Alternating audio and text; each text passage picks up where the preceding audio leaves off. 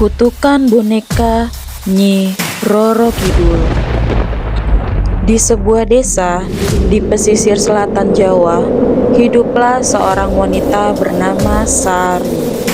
Ia adalah seorang ibu muda yang baru saja kehilangan anaknya akibat tenggelam di laut. Hancur oleh kesedihan, Sari sering berdoa di pantai, berharap bisa bertemu lagi dengan anaknya. Meskipun hanya dalam mimpi. Suatu malam, seorang wanita tua misterius mendekatinya di tepi pantai.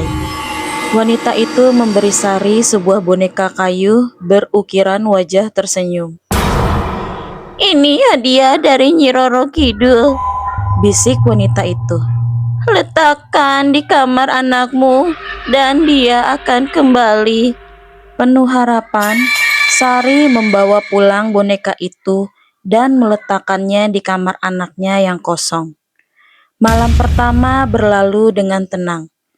Tetapi keesokan harinya, Sari mulai mendengar suara tawa anak kecil dari dalam kamar. Awalnya, ia mengira hanya berhalusinasi. Namun, ketika malam tiba, suara itu semakin nyata. Pintu kamar yang selalu terkunci tiba-tiba terbuka sendiri. Di dalamnya, boneka kayu itu kini duduk di atas ranjang. Matanya yang tadinya diukir lurus, kini melirik ke arah Sari. Ketakutan, Sari membuang boneka itu ke laut. Namun, esok paginya, boneka itu kembali berada di meja kamar anaknya, basah dan berbau amis.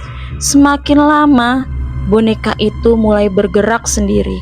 Ia berpindah tempat, mengeluarkan suara tawa, bahkan menangis di tengah malam. Puncaknya terjadi saat Sari terbangun karena suara langkah kecil di dalam kamarnya. Ia melihat sosok bayangan anaknya berdiri di sudut ruangan, menatapnya dengan mata kosong.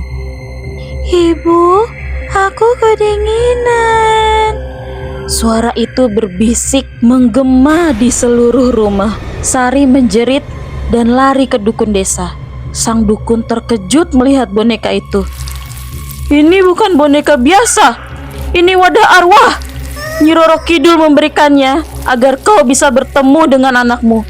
Tapi bukan dengan cara yang kau inginkan," kata dukun itu sambil menaburkan garam dan membakar boneka tersebut. Saat api melahap boneka, terdengar suara jeritan mengerikan. Angin laut tiba-tiba berhembus kencang dan rumah Sari bergetar hebat. Setelah malam itu, suara anak kecil menghilang. Tapi Sari tahu sesuatu masih mengawasinya dari laut. Sejak saat itu, orang-orang percaya bahwa siapapun yang kehilangan seseorang di laut tak boleh menerima hadiah dari sosok misterius di tepi pantai. Sebab yang kembali bukanlah mereka yang telah pergi, melainkan sesuatu yang lain. Jangan bermain dengan kematian, atau ia akan bermain denganmu.